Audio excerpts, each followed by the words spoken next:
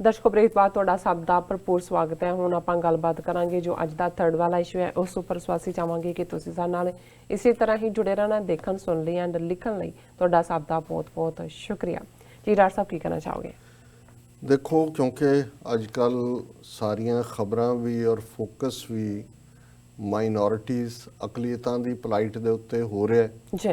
हिंदू तो भी इस नूं ढाल भी ते तलवार भी उस दे तौर ते वरत रहे ने। बिल्कुल जो वो धक्का कर रहे ने अकलीतां दे नाल ये कह के कि जी पाकिस्तान, अफगानिस्तान, बंगलादेश च हिंदुआं दे नाल बहुत कहर हुंदा है जां कहर होया है।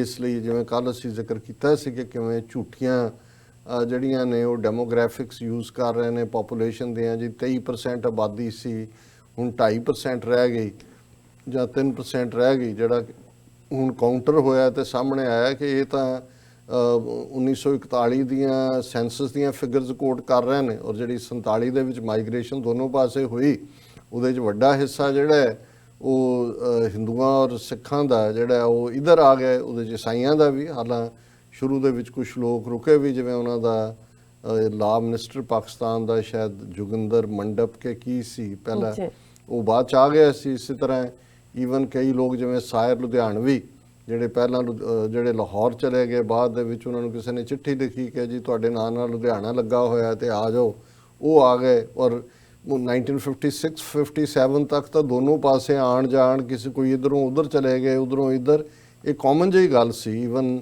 ਕੋਈ ਵੀਜ਼ੇ ਜਾਂ ਦੂਜੇ ਤੀਜੇ ਵਾਲੀ ਵੀ ਲਾਈ। ਇਹਦੇ ਬਾਵਜੂਦ ਕਿ 47 ਦੇ ਵਿੱਚ ਇੱਕ ਬੜੀ ਖੂਨੀ ਸਿਵਲ ਵਾਰ ਦਰਿੰਦਗੀ ਵਾਲੀ ਜਿਹੜੀ ਦੋਨੋਂ ਪਾਸਿਓਂ ਹੋਈ ਸੀ। ਲੇਕਿਨ ਮੈਂ ਕੁੱਲ ਮਿਲਾ ਕੇ ਇੰਨਾ ਕੁ ਅਸੀਂ ਜ਼ਰੂਰ, ਜੇ ਮੈਂ ਸਿੱਖ ਪਰਸਪੈਕਟਿਵ ਤੋਂ ਗੱਲ ਕਰਾਂ, ਪਾਕਿਸਤਾਨ ਦੇ ਵਿੱਚ ਅੱਜ ਜਿਹੜਾ ਸਿੱਖਾਂ ਦੀ ਓਵਰਆਲ ਸਿਚੁਏਸ਼ਨ ਦੇ ਉੱਤੇ ਕਮੈਂਟ ਕਰਦੇ ਆ, ਫਖਰ ਮਹਿਸੂਸ ਹੁੰਦਾ ਕਿ ਇਹਦੇ ਬਾਵਜੂਦ ਕਿ 47 ਦੇ ਦੌਰ 'ਚ ਦੋਨੋਂ ਪਾਸਿਆਂ ਦਾ ਪਾਗਲਪਨ ਕੀ ਸੀ। ਇਸ 'ਚ ਕੋਈ ਸ਼ੱਕ ਨਹੀਂ ਹੈ ਕਿ ਦੋਨੋਂ ਪਾਸਿਆਂ ਦੇ ਜਿਹੜੇ ਟੈਕਸਟਸ ਨੇ, ਕਿਤਾਬਾਂ ਨੇ ਸਕੂਲਾਂ ਦੇ ਵਿੱਚ ਜਾਂ ਦੂਜੇ, ਇਸ ਕਿਸਮ ਦਾ ਨਾ ਪੱਖੀ ਵਰਤਾਰਾ ਸੀ ਜਿਹਦੇ ਕਰਕੇ ਦੋਨੋਂ ਪਾਸਿਓਂ ਨਫ਼ਰਤ ਵੀ ਸੀ, ਕਿਤੇ ਨਾ ਕਿਤੇ ਜਿਹੜਾ ਉਹ ਅਨਸਰਟਨਟੀ ਵੀ ਸੀ। ਪਰ over A period of time ਸਮਾਂ ਪਾ ਕੇ ਹੌਲੀ ਔਰ ਇਸ ਦੀ ਸ਼ੁਰੂਆਤ ਪਾਕਿਸਤਾਨ ਸਿੱਖ ਗੁਰਦੁਆਰਾ ਪ੍ਰਬੰਧਕ ਕਮੇਟੀ ਜਿਹੜੀ 1998 ਦੇ ਵਿੱਚ ਹੋਂਦ 'ਚ ਆਈ, ਉਸ ਦੇ ਨਾਲ ਉਸ ਦੀ ਸ਼ੁਰੂਆਤ ਹੋਈ। ਪਾਕਿਸਤਾਨ ਦੇ ਗੁਰਦੁਆਰਿਆਂ ਦੀ ਸਾਂਭ ਸੰਭਾਲ, ਔਰ ਜੂਨ 84 ਦੇ ਫੌਜੀ ਹਮਲੇ ਤੋਂ ਬਾਅਦ ਭਾਰਤੀ ਫੌਜ ਨੇ ਜਦੋਂ ਦਰਬਾਰ ਸਾਹਿਬ ਔਰ ਸਿੱਖਾਂ ਦੇ 37 ਇਤਿਹਾਸਕ ਗੁਰਦੁਆਰਿਆਂ ਨੂੰ ਹਮਲੇ ਦਾ ਨਿਸ਼ਾਨਾ ਬਣਾਇਆ। ਨਵੰਬਰ 84 'ਚ ਭਾਰਤ ਭਰ 'ਚ ਸਿੱਖਾਂ ਦੀ ਨਸਲਕੁਸ਼ੀ ਹੋਈ। ਤੇ ਇੱਕ ਦੂਸਰਾ ਐਂਗਲ ਸਿੱਖ ਹਿਸਟੋਰੀਅਨਸ, ਰਾਈਟਰਸ, ਥਿੰਕਰਸ ਨੇ ਵੀ ਉਸ ਲਾਈਨ 'ਤੇ ਸੋਚਣਾ ਸ਼ੁਰੂ ਕੀਤਾ ਕਿ ਭਾਈ ਸਾਡੇ ਨਾਲ ਕੀ ਇਹ ਕਰ ਰਹੇ ਨੇ। ਤੇ 47 ਦੇ ਦੌਰ ਬਾਰੇ ਪਹਿਲੀ ਵਾਰ ਜਿਹੜੀ ਉਸ ਦੌਰ ਦੀ ਅਕਾਲੀ ਲੀਡਰਸ਼ਿਪ ਸੀ ਉਹ ਕਟਹਿਰੇ 'ਚ ਖੜੀ ਕੀਤੀ ਕਿ ਭਾਈ ਕਿੰਨਾ ਵੱਡਾ ਗੁਨਾਹ ਕੀਤਾ ਉਹਨਾਂ ਨੇ ਅਨਕੰਡੀਸ਼ਨਲੀ ਹਿੰਦੂਆਂ ਦੇ ਨਾਲ ਜਾਂ ਕਾਂਗਰਸ ਦੇ ਨਾਲ ਹੈਂਡ ਜੁਆਇਨ ਕਰਕੇ। 84 ਤੋਂ ਬਾਅਦ ਮੈਂ ਸਮਝਦਾ ਵੀ ਜਿਹੜੀ ਗੁੱਡਵਿਲ ਸੀ, ਬਾਹਰੋਂ ਸਿੱਖ ਜਾਣੇ ਸ਼ੁਰੂ ਹੋਏ ਡਾਇਸਪੋਰਾ ਦੇ, ਔਰ ਪਾਕਿਸਤਾਨ ਦੇ ਵਿੱਚ ਇੱਕ ਗੁੱਡਵਿਲ ਅਪਰ ਲੈਵਲ ਦੇ ਉੱਤੇ ਵੀ ਵਕਤ ਲੱਗਾ। ਹੌਲੀ ਸਿਵਲੀਅਨ ਲੀਡਰਸ਼ਿਪ ਵੀ ਔਰ ਮਿਲਟਰੀ ਐਸਟੈਬਲਿਸ਼ਮੈਂਟ ਵੀ, ਉਹਨਾਂ ਨੂੰ ਸਿੱਖ ਫੈਕਟਰ ਦੀ ਇੰਪੋਰਟੈਂਸ ਦਾ ਵੀ ਅਹਿਸਾਸ ਹੋਇਆ। ਇਹ ਵੀ ਹੋਇਆ ਕਿ ਕੋਈ ਬਿਲਟ ਇਨ ਨਫ਼ਰਤ ਲਾਈਨ ਨਹੀਂ ਹੈ। ਇਹ ਤਾਂ ਜਿਹਨੂੰ ਅਲਾਮਾ ਇਕਬਾਲ ਨੇ ਉਹ ਜਿਹੜੀ ਸਾਂਝ ਸੀ ਤੌਹੀਦ ਦੀ, ਉਸ ਦੀ ਗੱਲ ਕੀਤੀ ਸੀ। ਔਰ ਇਹ ਸਾਰੇ ਪਾਰਟ ਵੀ ਹੋਏ ਔਰ ਪਾਕਿਸਤਾਨ ਸਿੱਖ ਗੁਰਦੁਆਰਾ ਪ੍ਰਬੰਧਕ ਕਮੇਟੀ ਬਣਨ ਤੋਂ ਬਾਅਦ ਹੌਲੀ ਗੁਰਦੁਆਰਿਆਂ ਦੀ ਸਾਂਭ ਸੰਭਾਲ ਵੀ ਹੋਣ ਲੱਗੀ। ਔਰ ਉਹਦੀ ਕਲਾਈਮੈਕਸ ਸੀ, ਅਸੀਂ ਦੇਖਦੇ ਹਾਂ ਕਿ 9 ਨਵੰਬਰ ਨੂੰ ਜਦੋਂ 2019 ਦੇ ਵਿੱਚ ਕਰਤਾਰਪੁਰ ਸਾਹਿਬ ਕੋਰੀਡੋਰ ਜਿਹੜਾ ਉਹ ਮੁਕੰਮਲ ਹੋਇਆ ਔਰ ਦੁਨੀਆ ਦਾ ਸਭ ਤੋਂ ਵੱਡਾ ਗੁਰਦੁਆਰਾ ਜਿਹੜਾ ਪਾਕਿਸਤਾਨ ਦੀ ਹਕੂਮਤ ਨੇ ਆਪਣੇ ਫੰਡਸ 'ਚੋਂ ਜਿਹੜਾ 800 ਏਕੜ ਦੇ ਵਿੱਚ ਉਸ ਜ਼ਮੀਨ ਨੂੰ ਐਕਵਾਇਰ ਕਰਕੇ, ਔਰ ਉਹ ਅੱਜ ਜਦੋਂ ਦੁਨੀਆ ਭਰ 'ਚ ਸਿੱਖ ਜਾਂਦੇ ਨੇ ਉਹ ਦੇਖ ਰਹੇ ਨੇ ਕਿ ਵੀ ਕਿਵੇਂ ਉੱਥੋਂ ਦੇ ਲੋਕਾਂ ਦੇ ਵਿੱਚ ਪਿਆਰ ਹੈ, ਮੁਹੱਬਤ ਹੈ। ਔਰ ਇਹੀ ਨਹੀਂ ਕਿ ਕਰਤਾਰਪੁਰ ਸਾਹਿਬ ਸਿਰਫ ਸਿੱਖਾਂ ਨਾਲ ਹੀ ਸੰਬੰਧ ਰੱਖਦਾ ਹੈ, ਇਸ ਵੇਲੇ ਵੱਡੀ ਗਿਣਤੀ ਦੇ ਵਿੱਚ ਪਾਕਿਸਤਾਨੀ ਜਿਹੜੇ ਨੇ ਉਹ ਵੀ ਵਿਜ਼ਿਟ ਕਰਦੇ ਨੇ, ਉਹਨਾਂ 'ਚ ਸਕੂਲਾਂ ਕਾਲਜਾਂ ਦੇ ਸਟੂਡੈਂਟਸ, ਟੀਚਰਸ। ਔਰ ਇਹ ਇੱਕ ਕੌਮੀ ਸਾਂਝਾਂ ਦੀ ਗੱਲ ਵੀ ਦੋਨਾਂ ਕੌਮਾਂ ਦੀ ਇਸ ਪਾਸੇ ਵਾਲੇ ਪੇਸ਼ਕਦਮੀ ਹੈ। ਔਰ ਜਿਵੇਂ ਉੱਥੇ ਰਿਜ਼ਰਵੇਸ਼ਨ ਦੇ ਨਾਂ ਥੱਲੇ ਘੱਟ ਗਿਣਤੀਆਂ 'ਚੋਂ ਸਿੱਖਾਂ ਨੂੰ ਪੰਜਾਬ ਅਸੈਂਬਲੀ 'ਚ ਵੀ, ਸਿੰਧ 'ਚ ਵੀ ਰਿਹਾ ਉਹਨਾਂ ਦਾ, ਬਲੂਚਿਸਤਾਨ 'ਚ ਵੀ ਨੁਮਾਇੰਦਾ, ਔਰ ਹੁਣ ਵੀ ਜਿਹੜੇ ਪਾਕਿਸਤਾਨੀ ਪੰਜਾਬ ਦੇ ਗਵਰਨਰ ਨੇ ਮੁਹੰਮਦ ਸਰਵਰ, ਉਹਨਾਂ ਦਾ ਮੇਨ ਇੱਕ PA ਜਿਹੜੇ ਕਿ ਸਿੱਖਾਂ ਨਾਲ ਡੀਲ ਕਰਦੇ ਨੇ ਔਰ ਇਹ ਸਾਰੇ 'ਚ ਐਕਟਿਵ ਰਹੇ, ਮੀਡੀਆ ਨੂੰ ਬਰੀਫ ਕਰਦੇ ਨੇ, ਉਹ ਸਿੱਖ ਨੇ। ਪਾਕਿਸਤਾਨ 'ਚ ਪ੍ਰੋਮੀਨੈਂਟ ਪਾਕਿਸਤਾਨੀ ਫੌਜ ਦੇ ਵਿੱਚ ਕੈਪਟਨ ਹਰਚਰਨ ਸਿੰਘ ਜਿਹੜੇ ਸ਼ਾਇਦ ਹੁਣ ਮੇਜਰ ਹੋਣਗੇ, ਔਰ ਇਸੇ ਤਰ੍ਹਾਂ ਡਾਕਟਰ ਮਹੀਪਾਲ ਸਿੰਘ ਉਹਨਾਂ ਦੀ ਪੁਲਿਸ ਦੇ ਵਿੱਚ ਵੀ। ਸੋ ਹੁਣ ਕਾਫੀ ਗਿਣਤੀ ਦੇ ਵਿੱਚ ਜਿਹੜੇ ਨੇ, ਕੋਈ ਪ੍ਰੋਫੈਸਰ ਹੈ, ਬੱਚੀਆਂ ਉਹਨਾਂ ਦੇ ਮੇਨ ਨਨਕਾਣਾ ਸਾਹਿਬ ਡਿਸਟ੍ਰਿਕਟ 'ਚੋਂ ਜਿਹੜਾ ਹੈ ਉਹ ਟੌਪ ਕਰਦੀਆਂ ਸਿੱਖ ਬੱਚੀਆਂ। ਸੋ ਇਹ ਇੱਕ ਫਖਰ ਵਾਲੀ ਗੱਲ ਹੈ। ਔਰ ਇਸੇ ਤਰ੍ਹਾਂ ਜਦੋਂ ਹੁਣ ਖੈਬਰ ਪਖਤੂਨਖਵਾ ਇੱਕ ਸੂਬਾ ਆਪਣੇ ਆਪ ਦੇ ਵਿੱਚ ਇੱਕ ਆਪਣੀ ਹੋਂਦ ਰੱਖਦਾ ਔਰ ਬਹੁਤ ਸਾਰੇ ਸਿੱਖ, ਜਿਵੇਂ ਮੈਂ ਦੱਸਿਆ ਸੀ, ਜਿਹੜੇ ਨਨਕਾਣਾ ਸਾਹਿਬ ਵੀ ਹੁਣ 200-250 ਫੈਮਲੀਜ਼ ਨੇ ਉਸ ਇਲਾਕੇ 'ਚੋਂ, ਜਾਂ ਉਹ ਏਜੰਸੀ ਏਰੀਆ ਜਿਹਨੂੰ ਇਲਾਕਾ ਗੈਰ ਕਹਿੰਦੇ ਸੀ, ਨਾਰਥ ਵਜ਼ੀਰਿਸਤਾਨ, ਸਾਊਥ ਵਜ਼ੀਰਿਸਤਾਨ, ਬਜੌੜ, ਔਰਕਜ਼ਾਈ, ਜਿਹੜਾ ਹੁਣ ਖੈਬਰ ਪਖਤੂਨਖਵਾ ਦਾ ਹਿੱਸਾ ਹੀ ਹੈ, ਉੱਥੇ ਸਿੱਖ ਪੇਸ਼ਾਵਰ ਦੇ ਵਿੱਚ ਵੱਡੀ ਗਿਣਤੀ 'ਚ ਨੇ, ਏਜੰਸੀ ਏਰੀਆ 'ਚੋਂ ਵੀ ਉੱਥੇ ਆਏ। ਔਰ ਇੱਕ ਖਬਰ ਸੀ ਜਿਹੜੀ ਹੈ 2 ਦਿਨ ਪਹਿਲਾਂ ਦੀ, ਕਿ ਕਿਵੇਂ ਪੇਸ਼ਾਵਰ ਦੀ ਪੁਲਿਸ ਨੇ, ਕਿਉਂਕਿ ਹੁਣ ਜ਼ਾਹਰ ਹੈ ਕਿ ਸਭ ਤੋਂ ਪਹਿਲਾਂ ਤਹਿਰੀਕ-ਏ-ਇਨਸਾਫ ਪਾਰਟੀ ਦੀ ਹਕੂਮਤ ਖੈਬਰ ਪਖਤੂਨਖਵਾ 'ਚ ਬਣੀ ਸੀ ਪਿਛਲੀਆਂ ਚੋਣਾਂ ਵੇਲੇ, ਔਰ ਉੱਥੇ ਉਹਨਾਂ ਨੇ ਜਿਹੜਾ ਸਿੱਖਾਂ ਦੇ ਜਜ਼ਬਾਤਾਂ ਦੀ ਹਮੇਸ਼ਾ ਕਦਰ ਵੀ ਕੀਤੀ ਹੈ। ਉਹਨਾਂ ਨੂੰ ਜਿਹੜੀਆਂ ਲੋੜਾਂ ਨੇ ਉਹਨਾਂ ਦੀਆਂ ਜਾਂ ਉਹਨਾਂ ਦੀਆਂ ਮੰਗਾਂ ਸੀ, ਉਹਨਾਂ ਦਾ ਵੀ ਉਹਨਾਂ ਨੇ ਜਿਹੜਾ ਉਹ ਕਾਫੀ ਹਮਦਰਦੀ ਦੇ ਨਾਲ ਕੀਤਾ। ਔਰ ਇੱਕ ਜ਼ਾਹਰਾ ਤੌਰ 'ਤੇ ਸੇਫਟੀ ਐਂਗਲ ਤੋਂ ਜਿਹੜੇ ਨੇ ਬਹੁਤ ਸਾਰੀ ਥਾਵਾਂ ਦੇ ਉੱਤੇ ਐਕਟ ਬਣੇ ਹੋਏ ਨੇ, ਜਿਵੇਂ ਇੰਗਲੈਂਡ ਦੇ ਵਿੱਚ ਜਿਹੜਾ ਉਹ ਮੋਟਰਸਾਈਕਲ ਦੇ ਲਈ ਡਰਾਈਵਰ ਲਈ ਹੈਲਮਟ ਜ਼ਰੂਰੀ ਸੀ, ਪਰ ਸਿੱਖਾਂ ਨੇ ਇੰਗਲੈਂਡ 'ਚ ਮੋਰਚਾ ਲਾਇਆ ਸੀ 70s ਦੇ ਵਿੱਚ ਕਿ ਨਹੀਂ, ਸਾਡੀ ਟਰਬਨ ਜਿਹੜੀ ਹੈ ਉਸ ਦੇ ਉੱਤੇ ਅਸੀਂ ਕੋਈ ਹੋਰ ਟੋਪੀ ਨਹੀਂ ਪਾ ਸਕਦੇ ਲੋਹੇ ਦੀ ਜਾਂ ਦੂਜੇ, ਵੈਸੇ ਵੀ ਪੱਗ ਦੇ ਉੱਤੇ ਉਹ ਫਿੱਟ ਨਹੀਂ ਹੁੰਦਾ, ਜਾਂ ਇਹ ਸਾਡੇ ਧਾਰਮਿਕ ਤੌਰ 'ਤੇ ਵੀ ਜਿਹੜਾ ਉਹ ਦਸਤਾਰ ਦੀ ਇੱਕ ਆਪਣੀ ਅਹਿਮੀਅਤ ਹੈ।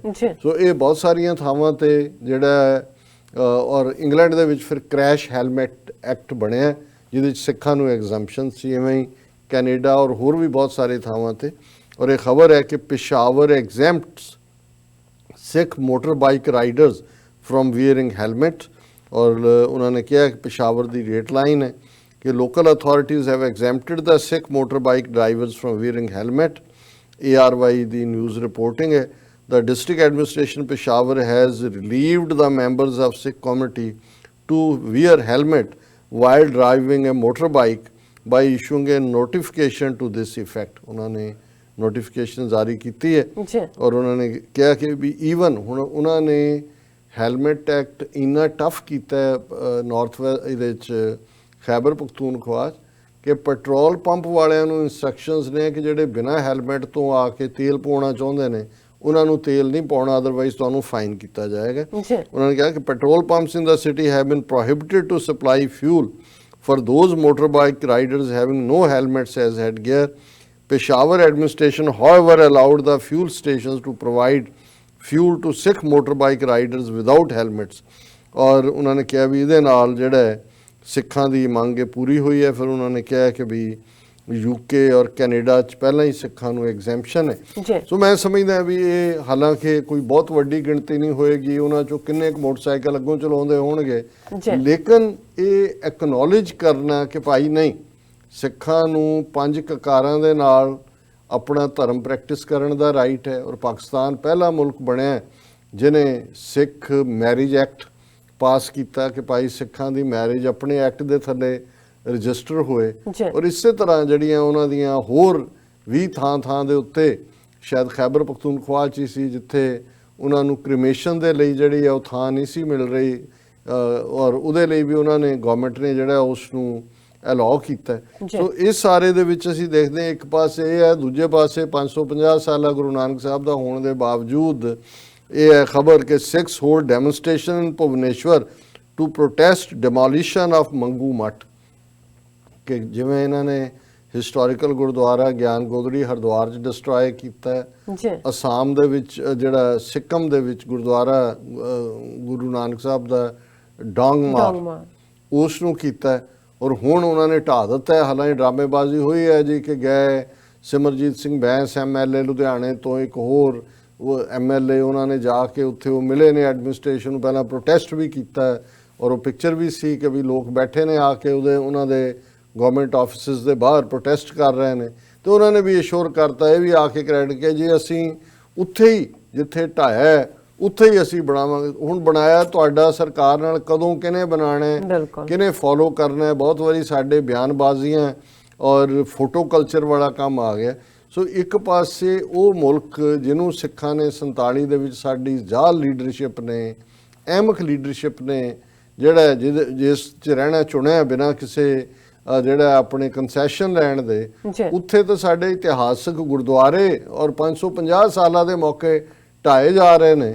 ਤੇ ਜਿਸ ਪਾਕਿਸਤਾਨ ਨੂੰ ਡਿਮਨਾਈਜ਼ ਕੀਤਾ ਹੋਇਆ ਕਿ ਜੀ ਇਹ ਅਕਲੀਤਾਂ ਦੇ ਸੰਗ ਘੁੱਟੇ ਨੇ ਤੇ ਕਨਵਰਜਨ ਹੋ ਰਹੀਆਂ ਨੇ ਤੇ ਫਲਾਣੇ, ਉਹ ਈਵਨ ਇਸ ਗੱਲ ਦਾ ਵੀ ਧਿਆਨ ਰੱਖ ਰਹੇ ਨੇ ਕਿ ਵੀ ਜੇ ਇੱਕ ਲਾਅ ਜਿਹੜਾ ਹੈ ਉਹ ਸਭ ਤੇ ਐਪਲੀਕੇਬਲ ਹੈ, ਭਾਵੇਂ ਸਿੱਖਾਂ ਦਾ ਨੋ ਮੈਟਰ ਕਿੰਨਾ ਮਾਈਕਰੋਸਕੋਪਿਕ ਨੰਬਰ ਹੈ, ਉਹਨਾਂ ਨੇ ਕਿਹਾ ਜੀ ਤੁਹਾਨੂੰ ਅਸੀਂ ਐਗਜ਼ੈਂਪਟ ਕਰਦੇ ਹਾਂ। ਸੋ ਇਹ ਡੇ ਟੂ ਡੇ ਬੇਸਿਸ ਤੇ ਅਸੀਂ ਦੇਖ ਸਕਦੇ ਹਾਂ ਕਿ ਕੀ ਫਰਕ ਹੈ। ਇੱਕ ਪਾਸੇ ਅਖੌਤੀ ਜਮਹੂਰੀਅਤ ਦੇ ਨਾਂ ਥੱਲੇ ਉਹ ਮੁਸਲਮਾਨਾਂ ਨਾਲ ਕੀ ਕਰ ਰਹੇ ਨੇ 200 ਮਿਲੀਅਨ ਦੇ ਨਾਲ, 30 ਮਿਲੀਅਨ ਈਸਾਈਆਂ ਨਾਲ ਕੀ ਕਰ ਰਹੇ ਨੇ, 100 ਮਿਲੀਅਨ ਤੋਂ ਜ਼ਿਆਦਾ ਸ਼ਡਿਊਲਡ ਟ੍ਰਾਈਬਸ ਔਰ ਦਲਿਤਸ ਨਾਲ ਕੀ ਕਰ ਰਹੇ ਨੇ, ਔਰ ਜ਼ਾਹਰਾ ਤੌਰ ਦੇ ਉੱਤੇ ਕਸ਼ਮੀਰੀਆਂ ਦੇ ਨਾਲ ਕਿਵੇਂ 8 ਮਿਲੀਅਨ ਕਸ਼ਮੀਰੀ ਇੱਕ ਖੁੱਲੀ ਜੇਲ੍ਹ ਦੇ ਵਿੱਚ ਡੱਕੇ ਹੋਏ ਨੇ।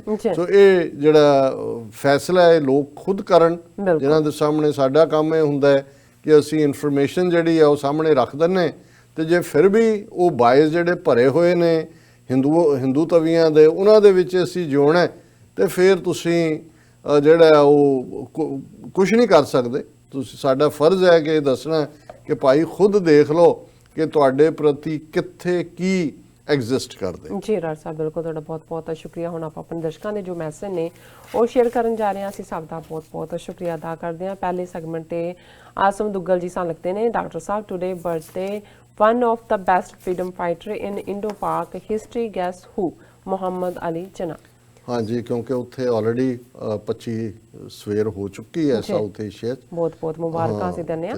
ਸੈਫ ਸਨਾਨੀ ਜੀ ਸਲਾਮ ਤੇ ਵਾਹਿਗੁਰੂ ਲਿਖਦੇ ਨੇ, ਐਂਡ ਪ੍ਰੀਤਮ ਰਹਿਮਾਨ ਲਿਖਦੇ ਨੇ, ਰਿਸਪੈਕਟ ਡਾਕਟਰ ਸਾਹਿਬ ਤੇ ਨੀਲਮ ਕੌਰ ਜੀ, ਵਾਹਿਗੁਰੂ ਜੀ ਕਾ ਖਾਲਸਾ ਵਾਹਿਗੁਰੂ ਜੀ ਕੀ ਫਤਿਹ।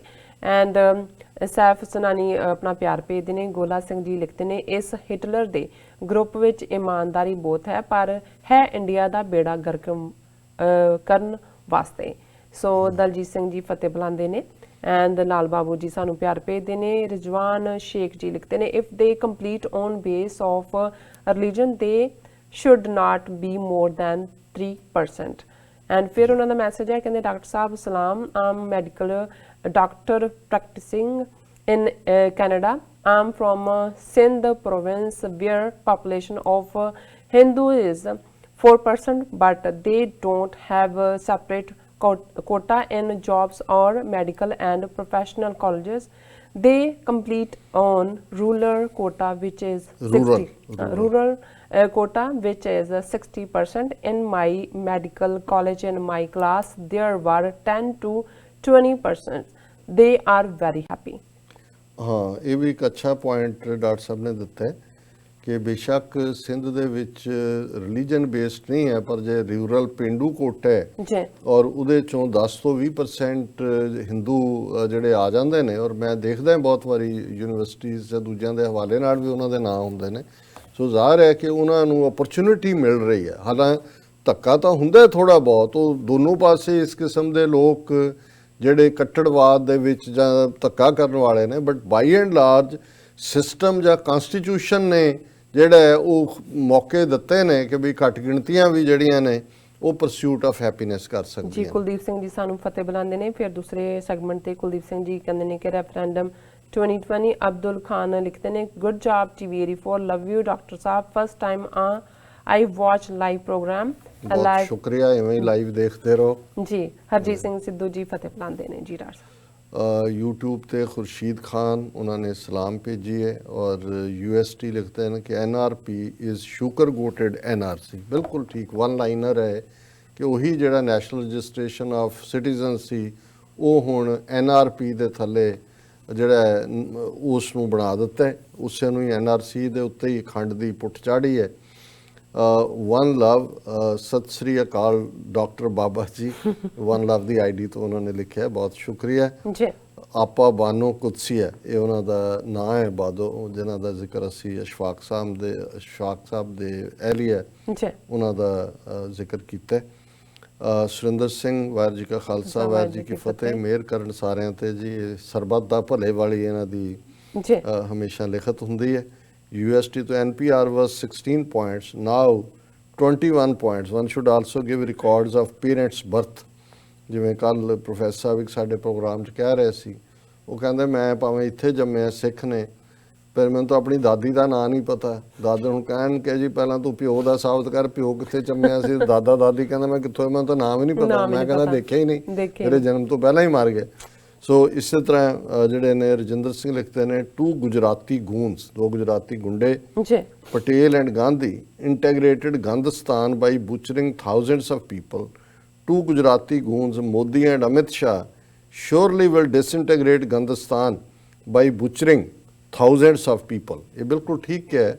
ਸਾਡੇ ਇੱਕ ਰਿਸ਼ਤੇਦਾਰ ਸੀ, ਲਾਹੌਰ ਰਹੇ ਸਾਰੀ ਉਮਰ, ਚੰਗੇ ਸਿਆਣੇ ਸੀ, ਤੇ ਉਹਨਾਂ ਨੇ ਉਹ ਕਹਿਣਾ ਕਿ ਭਾਰਤ ਦੇ ਵਿੱਚ ਉਦੋਂ ਅਜੇ ਮੋਦੀ ਅਮਿਤ ਸ਼ਾਹ ਨਹੀਂ, ਇਹ ਪਹਿਲਾਂ ਦੀ ਗੱਲ ਹੈ 80s ਦੀ। ਉਹਨਾਂ ਨੇ ਕਹਿਣਾ ਕਿ 3 ਸ਼ੈਤਾਨ ਗੁਜਰਾਤ ਨੇ ਪੈਦਾ ਕੀਤੇ, ਜਿਨ੍ਹਾਂ ਨੇ ਸਾਰੀ ਸੁਸਾਇਟੀ ਵੰਡ ਕੇ ਰੱਖ ਦਿੱਤੀ। ਉਹ ਦਿਆਨੰਦ ਤੋਂ ਸ਼ੁਰੂ ਕਰਦੇ ਸੀ, ਸਵਾਮੀ ਦਿਆਨੰਦ ਜਿਹਨੂੰ ਇਹ ਕਹਿੰਦੇ ਨੇ, ਸਾਰਸਵਤ ਬ੍ਰਾਹਮਣ ਗੁਜਰਾਤੀ, ਜਿਹਨੇ ਆਰੀਆ ਸਮਾਜ ਬਣਾਇਆ। ਕਿਉਂਕਿ ਸਭ ਤੋਂ ਪਹਿਲਾਂ ਜਿਹੜੀ ਨਫ਼ਰਤ ਹੈ ਆਰੀਆ ਸਮਾਜੀਆਂ ਨੇ 19ਵੀਂ ਸਦੀ ਦੇ ਵਿੱਚ ਸਿੱਖਾਂ ਦੇ ਖਿਲਾਫ, ਮੁਸਲਮਾਨਾਂ ਦੇ ਖਿਲਾਫ, ਈਸਾਈਆਂ ਦੇ ਖਿਲਾਫ ਸਤਿਆਰਥ ਪ੍ਰਕਾਸ਼ ਕਿਤਾਬ ਲਿਖੀ, ਜਿਹਦੇ 'ਚ ਉਹਨੇ ਜਿਹੜਾ ਹੈ ਉਹ ਬੜਾ ਸਾਰਿਆਂ ਦੇ ਖਿਲਾਫ ਨੈਗੇਟਿਵਿਟੀ ਕੀਤੀ। ਉਸੇ ਹੀ ਆਰੀਆ ਸਮਾਜ ਦਾ ਚੇਲਾ ਸੀ ਸਵਾਮੀ ਸ਼ਰਧਾਨੰਦ, ਜਿਹਦੀ ਇੱਕ ਕਿਤਾਬ ਜਿਹੜਾ ਰਸ਼ਪਾਲ ਮਲਹੋਤਰਾ, ਜਿਹਨੂੰ ਬਾਅਦ ਦੇ ਵਿੱਚ ਗਾਜ਼ੀ ਇਮਾਮੁਦੀਨ ਨੇ ਸੋਧਿਆ, ਔਰ ਉਹ ਇਨਫੈਕਟ ਉਹ ਨਫ਼ਰਤ ਦੀ ਪੀਕ ਸੀ, ਰੰਗੀਲਾ ਰਸੂਲ ਦੇ ਥੱਲੇ ਹਜ਼ਰਤ ਸਾਹਿਬ ਦੀ ਸ਼ਾਨ ਦੇ ਖਿਲਾਫ, ਉਹ ਵੀ ਆਰੀਆ ਸਮਾਜੀ ਸੀ। ਸੋ ਸਾਡੇ ਜਿਹੜੇ ਸੱਜਣ ਰਿਸ਼ਤੇਦਾਰ ਨੇ ਕਹਿੰਦੇ ਸੀ ਕਿ ਇੱਕ ਸ਼ਰਾਰਤੀ ਦਿਆਨੰਦ ਜੰਮਿਆ ਗੁਜਰਾਤੀਆਂ ਨੇ, ਦੂਜਾ ਗਾਂਧੀ ਤੇ ਤੀਜਾ ਪਟੇਲ। ਔਰ ਜ਼ਾਹਰ ਹੈ ਵੀ ਉਹਨਾਂ ਨੇ ਜੇ ਹੁਣ ਦੇਖਦੇ, ਕਹਿੰਦੇ ਵੀ ਹੁਣ ਜਿਹੜਾ ਫਰਦਰ ਪਾਉਣ ਵਾਲਾ ਗੰਦ ਹੈ, ਔਰ ਇਹ ਸਾਰਾ ਇਸ ਦੇ ਲਈ ਇਹ ਰੰਗਾ ਬਿੱਲਾ ਗਾਂਧੀ ਔਰ ਜਿਹੜਾ ਮੋਦੀ ਔਰ ਅਮਿਤ ਸ਼ਾਹ। ਬਿਲਾਵਲ ਮੁਹੰਮਦ TV84 ਲਿਖ ਕੇ ਉਹਨੂੰ ਦੀ ਸ਼ਲਾਘਾ ਕਰਦੇ ਨੇ। ਰਿਸ਼ੂ ਖੰਨਾ, ਸਤਿ ਸ੍ਰੀ ਅਕਾਲ ਜੀ। ਫਿਰ ਸੁਰਿੰਦਰ ਸਿੰਘ ਕਹਿੰਦੇ ਨੇ ਕਿ ਵਾਹਿਗੁਰੂ ਜੀ, ਮੈਂ ਤਾਂ ਰੱਬ ਅੱਗੇ ਇਹੀ ਬੇਨਤੀ ਕਰਦਾ ਹਾਂ, ਗੰਦੀ ਸਰਕਾਰ ਦਾ ਇੰਡੀਆ ਦਾ ਬੇੜਾ ਗਰਕ ਜਾਏ, ਇਸ ਦਾ ਨਾਮੋ ਨਿਸ਼ਾਨ ਮਿਟ ਜਾਏ, ਵਾਹਿਗੁਰੂ ਕਿਰਪਾ ਕਰਨ। ਜਾ ਰਹੇ ਨੇ ਜੀ, ਉਹ ਕਿਸੇ ਨੂੰ ਮਿਟਾਉਣ ਦੀ ਲੋੜ ਨਹੀਂ ਹੁੰਦੀ, ਜਿਹਨੂੰ ਗੁਰੂ ਸਾਹਿਬ ਨੇ ਫਰਮਾਇਆ ਕਿ ਸੁਖੀ ਬਸੈ ਮਸਕੀਨੀਆਂ ਆਪ ਨਿਵਾਰ ਤਲੇ, ਵੱਡੇ ਵੱਡੇ ਹੰਕਾਰੀਆ ਨਾਨਕ ਗਰਭ ਗਲੇ। ਇਹ ਜਿਹੜੇ ਹੰਕਾਰ ਦੇ ਭਰੇ ਹੁੰਦੇ ਨੇ, ਹੰਕਾਰ ਹੀ ਇਹਨਾਂ ਨੂੰ ਲੈ ਡੁੱਬਦਾ। ਔਰ ਫਿਰ ਉਹਨਾਂ ਨੇ ਸਦਾਮ ਹੁਸੈਨ ਲਿਖਦੇ ਨੇ ਕਿ I am Pakistani, I have job in Germany, Berlin, I like you. बहुत शुक्रिया सदाम जी। so nice. और RS तारिक अहमद जी लिखते हैं कि डॉक्टर साहब, you have a chance of century to make history, just look back the historical events where multinational boundaries were divided, the role of military personals was and is vital, military leader। ये पहला भी इस गल दे उत्ते emphasise करते हैं, बहुत सारिया गल्लां पब्लिक फ्रंट दे उत्ते जां इस मीडिया ते मैं डिस्कस नहीं कर सकदा, पर तारक अहमद जी तुहाडी सुजैशन बिल्कुल यही नहीं ठीक है। ये 100% परफेक्ट है, अल्टीमेटली हथों हथ ही नबेड़े हुंदे ने। और ਇਹਦੇ ਚ ਬਲਵਿੰਦਰ ਸਿੰਘ ਲਿਖਦੇ ਨੇ, ਸਰ ਜੀ ਮੈਂ ਇਹਨਾਂ ਹਿੰਦੂਵਾਦੀਆਂ ਕੋਲ ਨੌਕਰੀ ਕੀਤੀ ਹੈ, ਸਿੱਖਾਂ ਤੇ ਮੁਸਲਮਾਨਾਂ ਨੂੰ ਇਹ ਬਹੁਤ ਮਾੜਾ ਸਮਝਦੇ ਨੇ। ਸੋ ਇਸੇ ਤਰ੍ਹਾਂ UST ਨੇ ਦੀ ID ਤੋਂ RS is using violence in Indian states, killed 16 Muslims last week, imagine what they have done in Kashmir, may Allah protect innocent Kashmiris from RSS goons। ਹੁਣ ਤਾਂ ਇਹ ਜਿਹੜੀਆਂ ਡੈਥਸ ਦੀਆਂ ਨੇ ਫਿਗਰਸ ਉਹ 23-24 ਨੇ, ਔਰ ਜਿਹੜੀਆਂ ਅਨਅਫੀਸ਼ੀਅਲ ਨੇ ਉਹ 30+ ਨੇ। So sad. ਮੈਂ ਸਮਝਦਾ ਵੀ ਇੱਥੇ ਤੁਸੀਂ ਲਓ ਬ੍ਰੇਕ ਜੀ।